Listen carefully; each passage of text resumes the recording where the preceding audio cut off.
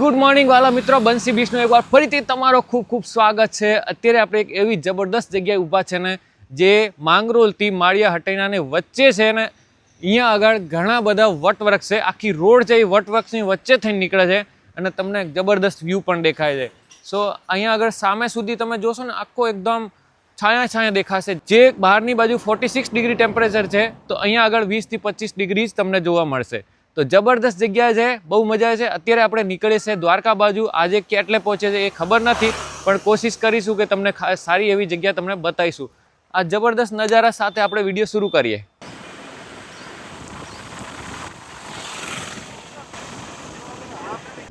તો ભાઈ હજી સુધી આપણે 1 કિલોમીટરથી હાલી જઈ રહ્યા છીએ અને અહીંયા તમે નજારો જો ભાઈ, જબરદસ્ત યુનિક બ્યુટીફુલ રોડ તમને જોવા મળશે। આ વટવૃક્ષ અને એનાથી જે સુંદરતા છે, જે ખૂબસૂરતી છે એ જુઓ ખાલી। આ પેડોની વચ્ચે ગાડી ચલાવવાનો પણ મજા આવે છે। જો અહીંયાની જે હવામાન છે, અહીંયાની જે તાપમાન છે એ જબરદસ્ત છે, બહુ ઓછો છે અને એવું લાગે છે કોઈ સજાવટ કરી છે એવી રીતે અહીંયા આગળ બની ગયો છે આ વટવૃક્ષ। હવે આપણે માંગરોળ બાજુ જઈ રહ્યા છે, માંગરોળ આવવાનો છે થોડી વારમાં। ખબર નહીં અહીંયા આગળ કેમ આટલા પેડ છે, કોઈ કાપ્યા નથી, એટલે આ બહુ સરસ વસ્તુ છે।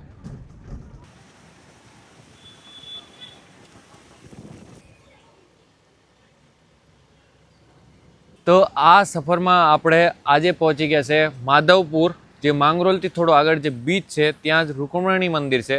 રૂકમણી મંદિર પહોંચી ગયા છે, ત્યાં પાર્કિંગ છે પાછળની બાજુ ને અંદર જઈશું ને આપણે દર્શન કરીશું ને પછી માંગરોળથી આગળ જે માધવપુર બીચ છે, બીચ ઉપર જવાના છે। કેમ કે આ માંગરોળની આગળ જ છે માધવપુર, અને માધવપુર ગામમાં જ આ છે અને માધવપુર બીચ પણ અહીંયા છે। લેટ્સ ગો, આપણે અંદર જઈએ અને પછી જોઈએ।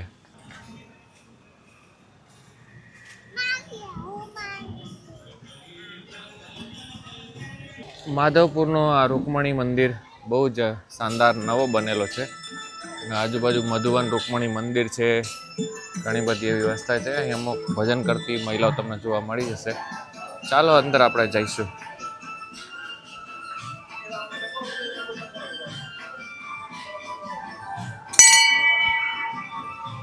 મંદિરની બહાર ચારે બાજુ આવા ખૂબસૂરત નારિયેળના ઝાડ તમને દેખાશે અને અંદરનો જે દર્શન છે ભગવાનનો એ તો ગજબ ભાઈ। અંદર ફોટો પાડવાની સખ્ત મનાઈ છે। આપણે જે વાત લખેલી છે એ વસ્તુને ફોલો કરવી જરૂરી છે અને ભગવાનના દરેક વ્યક્તિ અહીંયા આવીને જે સેલ્ફી લેતા હોય એનાથી ડિસરિસ્પેક્ટ થતી હોય છે, એના લીધે ફોટો પાડવાની સખ્ત મનાઈ એ સારી વસ્તુ છે અને અહીંયા પણ બેઠા છે ભાઈ, એટલે બહુ જબરદસ્ત। આપણે દર્શન થઈ ગયા, હવે આપણે ચાલો નેક્સ્ટ। ચલો ભાઈ, એક શાનદાર દર્શન પછી હવે નેક્સ્ટ આગળ વધીએ માધવપુર બીચ, પછી આપણે ધીરે ધીરે દ્વારકા બાજુ જઈશું અને તમને આગળ બધી બતાવીશું। આપણા લોકો મંદિરમાં બહુ મોટી ભીડ કરી નાખે છે અને બહુ બધી અવ્યવસ્થા ઊભી કરી નાખે છે। એની જગ્યા આ મંદિરે આવ્યા એટલી શાંતિથી આપણે દર્શન કરીએ, બહુ જ મજા આવે છે।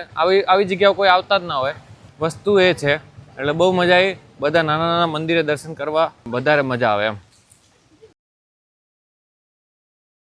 તો ભાઈ આપણે પહોંચી ગયા છે અત્યારે માધવપુર બીચ ઉપર અને બીચનો નજારો તો ગજબ છે। અહીંયા આગળ તમને ઊંટ, એટીવી એ બધી રાઈડ તમને જોવા મળશે અને આ બાજુ પાછળ તમને માધવપુર સિટી જોવા મળી જશે।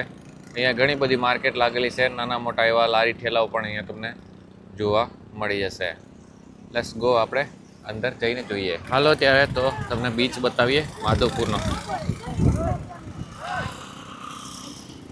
માધવપુર બીચ ઉપર પહોંચી ગયા છે। માધવપુર બીચની એક ઝલક તમને બતાવવા માગીશું।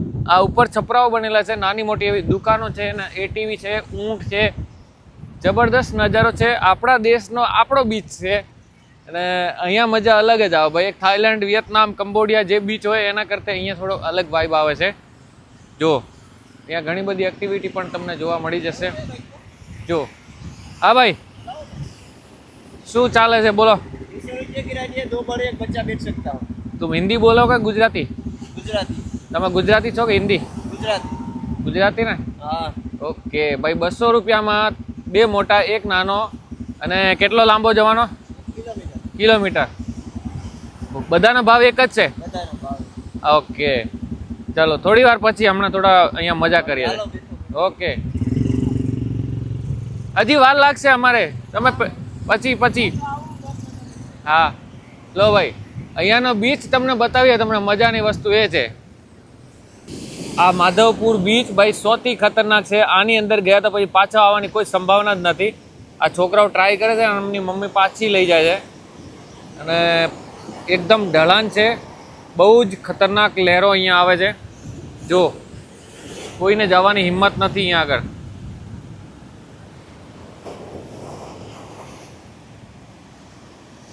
માધવપુરના બીચ ઉપર બબવાટી બોલાવતો આ સમુદર અને આની કિનારે ઉપર એટીવી, ઊંટગાડો, બધા જે ઊંટ છે એ બધા તમને જોવા મળી જશે.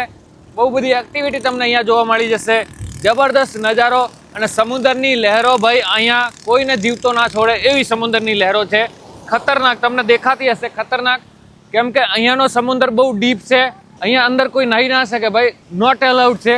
પણ તમને મજા લેવી હોય અને તમને આ વ્યૂ જોવો હોય, સમુદ્રનો ખાસ રોપ જોવો હોય તો તમને અહીંયા જ જોવા મળી જશે. તો આ 1 થી 2 કિલોમીટર સુધી જે માધવપુર સિટી છે ત્યાં સુધી આમ જઈએ તો આપણે પોરબંદર, દ્વારકા સુધી આપણે બીચની જોડે જોડે હાઈવે પણ ચાલવાનો છે. લેટ્સ ગો, આગળ થોડા મજા કરીએ ભાઈ, છોકરાઓને થોડી મોજ કરાવી દઈએ.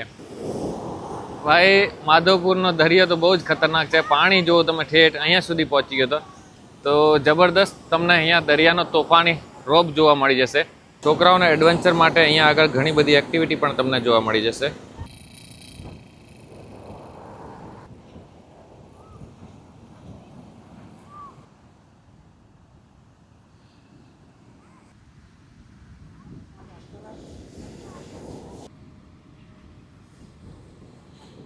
દરિયા કાંઠે લોકો ઊંટની મોજ માણતા હોય છે અને દરિયાની વિશાળ લહેરો અહીંયા ઉપર સુધી આવી જાય છે. જો દરિયો કેટલો ઉફાન મારે છે. અત્યારે બપોરના 12 વાગ્યા છે. તોફાની દરિયો છે ભાઈ, તોફાની. પૈસા માટે આ ઊંટવાળા ભાઈ 4 જણાને એક સાથે બેસાડી દે છે. આપણે એવું ડિમાન્ડ નથી કરી ભાઈ, મેં કે અહીંયા 1 થી 2 જ બહુ થઈ ગયા, તારે પૈસા લેવા હોય તો લે, નહીં તો ના લે. જ્યારે પણ આવો, ઊંટ મૂક પ્રાણી છે, આની પણ એક કેપેસિટી હોય છે, આનાથી વધારે ઉપર ના બેસતા. પૈસા એટલા જ લેવાના છે, વધારે જાઓ કે ઓછા જાઓ, આપણે પણ એને ધ્યાન રાખવું જોઈએ. અત્યારે લોકો વેકેશનનો સમય છે એટલે બહુ બધા લોકો આ બાજુ ફરવા આવે છે. મરી ગયેલી મોટી મછલીઓ પણ અહીંયા તમને જોવા મળી જશે. જો પૂજા પાઠના નામે આ બીચ ઉપર ઘણી બધી વસ્તુઓ પણ લોકો ફેંકી જતા હોય છે. આવી સારી બુક્સ જે ભણવા માટે હોય છે એ અહીંયા બીચ ઉપર ફેંકીને જતા રહ્યા હોય. જો ભાઈ દરિયા કિનારે આપણે એટીવી રાઈડ કરવા નીકળી ગયા છે. છોકરાઓ ફૂલ મોજ કરે છે. 200 રૂપિયામાં તમને 1 કિલોમીટર સુધી એટીવીની રાઈડ કરાવે છે. અને પાછળ તમે જોઈ શકો વિશાળ સમુદર, અને વિશાળ સમુદરના કિનારે કિનારે આપણે રાઈડ કરવાની છે. આ ગાડી પેટ્રોલથી હાલે મોટા ભાઈ? પેટ્રોલથી કેટલો એવરેજ આપે? એવરેજનું અમે નક્કી નહીં. આખો દિવસમાં 800-1000 રૂપિયા પેટ્રોલ નાખો. આખો દિવસમાં 800 થી 1000 રૂપિયાનો તેલ બળી જાય. એટલે મને લાગતો નથી 10 કિલોમીટર જેવું એવરેજ આપતી હશે અંદાજે. હા જો ભાઈ, બીચમાં નાહવાની પરમિશન નથી, હે ને? હા, પણ નાહવાની મનાઈ છે, પણ તમે સમુદ્રના કિનારે મોજ લઈ શકો છો અહીંયા આગળ.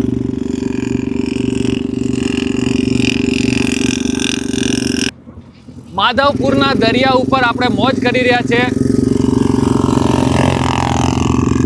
એ વિવેક,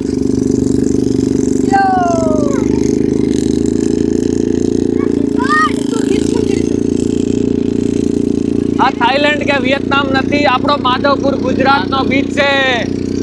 હોય હોય હોય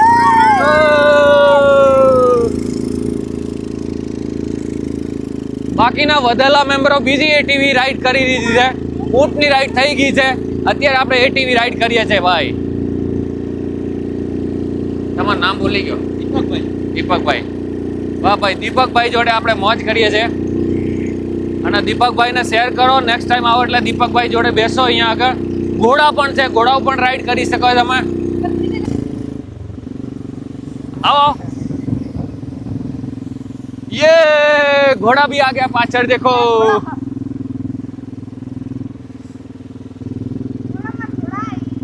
માધવપુર. Okay, thank you.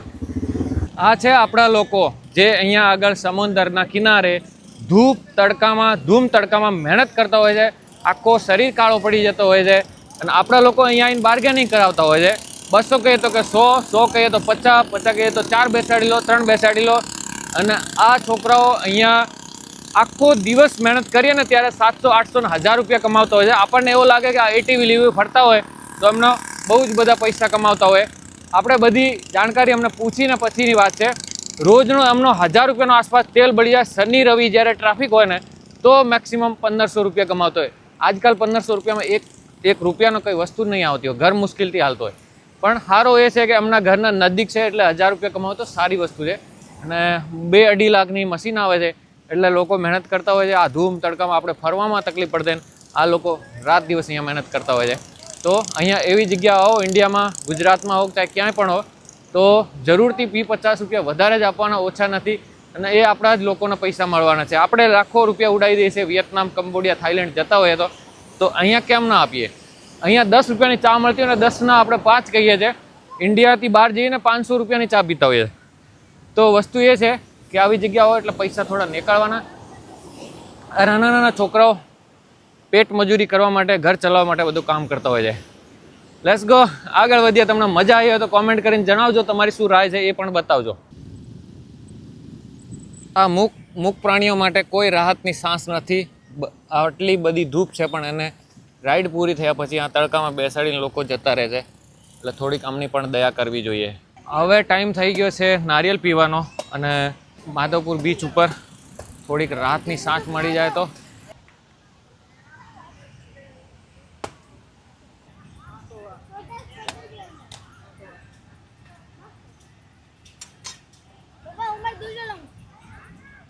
ભાઈ નારિયેલ તો પીધા પછી અંદરની મલાઈ જરૂરથી ખાવાની, તો એ પણ તમને શક્તિ અને તાકાત આપે ને. આ ગરમીના સિઝનમાં નારિયેલ બહુ જરૂરી છે.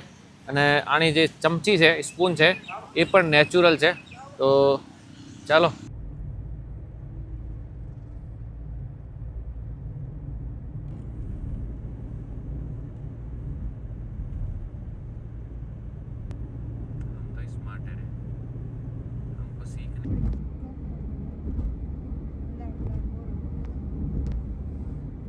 દ્વારકા જતા પોરબંદરની આઉટસ્કર્ટમાં આ રિંગ રોડ ઉપર અમને જોવા મળી ગયા ઘણા બધા ફ્લેમિંગો જોવા માટે સરકારવાળો અથવા તો વન વિભાગવાળા અહીંયા એક વોચ ટાવર પણ કરી દીધો છે. એટલે એ બહુ સારી વાત છે.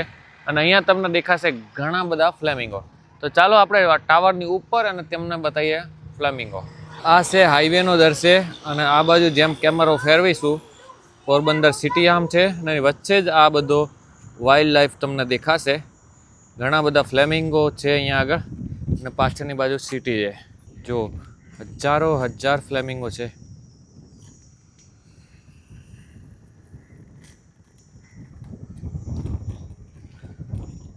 પાણી આખો ગુલાબી કલરનો દેખાય છે ભાઈ, કેમ કે એટલા બધા ફ્લેમિંગો છે ને.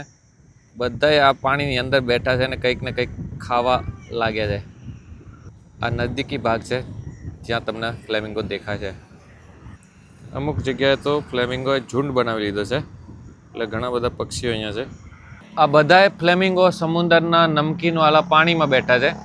ખારો પાણી હોય એમાં નમકની માત્રા હોય ને અમુક બીજા પદાર્થો હોય એટલે અમને નીચેથી બધો એ ખાતા હોય છે. એમના માટે એકદમ સરસ ફૂડ છે એટલે આ જગ્યાઓ આવીને રોકાય છે. આ પાછળ તમને પોરબંદર સિટીનો વ્યૂ દેખાય છે.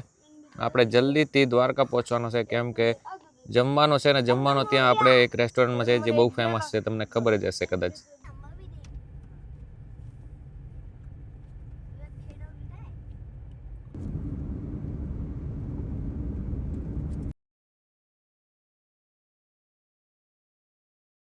જોઈ લો ભાઈ, રેસ્ટોરન્ટની હવે ક્વોલિટી નથી પહેલાં જેવી. બધો ખરાબ થઈ ગયેલો છે. ક્વોલિટી મેન્ટેન નહીં, ક્વોલિટી કોમ્પ્રોમાઇઝ.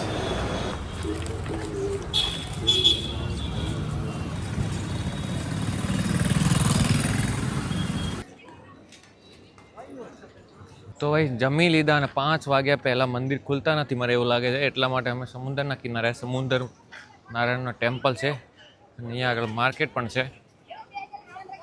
તમને થોડો માર્કેટ અને અહીંયા આજુબાજુનો દ્વારકાનો થોડો માહોલ બતાવી દઈએ. સાફ સફાઈ નથી.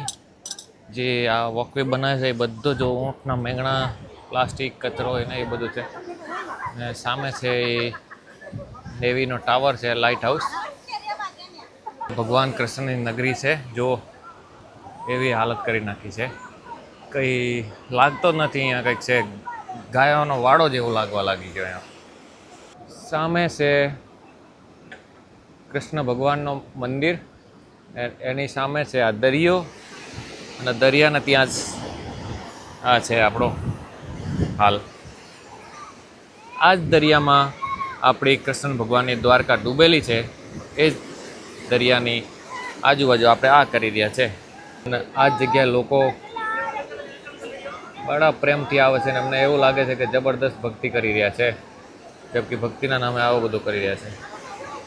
આવા તૂટેલા ફૂટેલા ખંડરવાળી સીડીઓ, કચરો, માવો, પ્લાસ્ટિક, ને આવું લાગે છે કે દુનિયા હાલી ગઈ છે એવું લાગે. જો એ ભગવાન, જો આ છે આપણી દ્વારકાની નગરી. આ છે ભગવાન શ્રી સમુદર નારાયણનો ટેમ્પલ છે, સંગમનો. આ નદી છે. તો આને કહેવાય છે ગોમતી રિવર. અને ગોમતી રિવરની આ બાજુ જશો એટલે ગોમતી ઘાટ, અને ત્યાં સામેની બાજુ મંદિર પણ છે. આજે બહુ જ ભીડ છે, લોકો બહુ વધારે છે. આ લોકલ લોકોના ઘર છે અહીંયા આગળ. તમને થોડાક નજારા બતાવીએ. અંધવિશ્વાસ એટલી હદે છે ને ભાઈ. અહીંયા આગળ જો સાડી ને વાડીને શું શું બાંધી દીધો છે. રિષભ આ બાજુ રે. ગોમતી ઘાટ. લો ભાઈ ગુટકા. ભક્તિ કે નામ પર, ભક્તિના નામે શું શું થઈ જાય છે અહીંયા આગળ. જો પૂજા પાઠના નામે અને ધાર્મિકતાના નામે ઉન્માદ કહેવાય છે. લોકોને કોણ શીખવાડશે મને નથી ખબર. આ છે આપણી દુર્દશા. જોઈ લો, આ છે ઘાટ. લોકો નાહવે છે, ગંદકી, નાક ઢાંકવો પડે એવી પરિસ્થિતિ છે. પણ હવે શું કરીએ, કોને કહેવા જવાનું. લોકો એવા છે તો લોકોના ગમે છે ને અમને એવું લાગે છે કે ભાઈ આપણે જોર કરીએ છીએ. હા, તો મિત્રો અત્યારે આપણે દ્વારકાધીશ ટેમ્પલમાં આવી ગયા છે અને રમેશભાઈ અહીંયા મળી ગયા છે, જે અહીંયા જ રહે છે. ને રમેશભાઈ શું કામ કરો છો? આપણે ટેક્સીનો વગેરે જો કોઈ પણ હોટલની જરૂર હોય તો એ મળી જશે. મળી જાય. રમેશભાઈ આપણા વિડીયો જોતા હોય ને એ મંદિરની બહાર જ મળી ગયા હતા. અને તમે પાછળ જોઈ શકો દ્વારકાધીશનું મંદિર. ઉપર ધજા 52 ગજની. દિવસમાં 6 ટાઈમ બદલાય છે અને બહુ જ સરસ દર્શન પણ થઈ ગયા. Thank you Rameshbhai. જય દ્વારકાધીશ. જય દ્વારકાધીશ. મળીએ. અને હા, રમેશભાઈથી સંપર્ક કરી લેજો. ડિસ્ક્રિપ્શનમાં હું કોન્ટેક્ટ નંબર આપી દઈશું. જે કોઈ કામકાજ હોય તો જરૂર. આ ટેક્સી વગેરે કોઈ પણ દ્વારકામાં કાંઈ પણ જરૂર પડે તો હા, નોટ ડાઉન. ઓકે.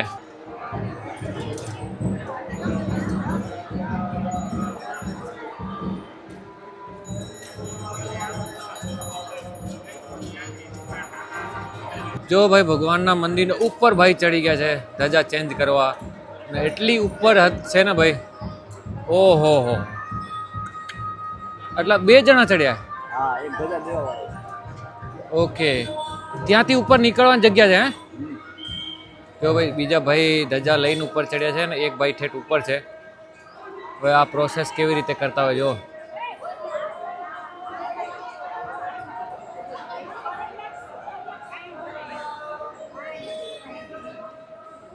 કેટલો વજન હશે આ? 52 ગજનું એટલે વજનનું તો ખ્યાલ નથી એટલું. તોય ખાસો વજન હશે. ઓહો ભાઈ દેખો કેસે, કેવી રીતે ધજાને ભેગી કરે છે. ને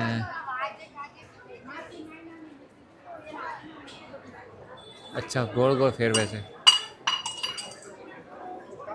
અત્યારે બધા ધજા ચડાવે એટલે લોકો જોતા હોય છે અને ભીડ લાગેલી છે. ઉપર તમને ધજા અહીંયાથી દેખાશે.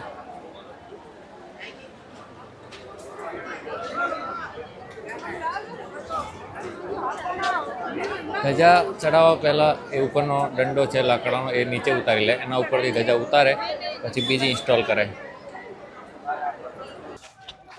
જોઈ લો ભાઈ, ત્યાંથી પાણી જાય છે આમાં, અને આમાં લોકો નાહે છે.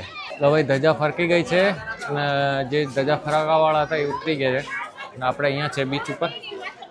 હાલો આપણે જઈએ આગળ. સાસ સુધી નહીં લઈ શકો ભાઈ, તમે શું માનો છો યાર? એ ભગવાન, કૃષ્ણ ભગવાન તો કદાચ ખુશ ના જ હોય.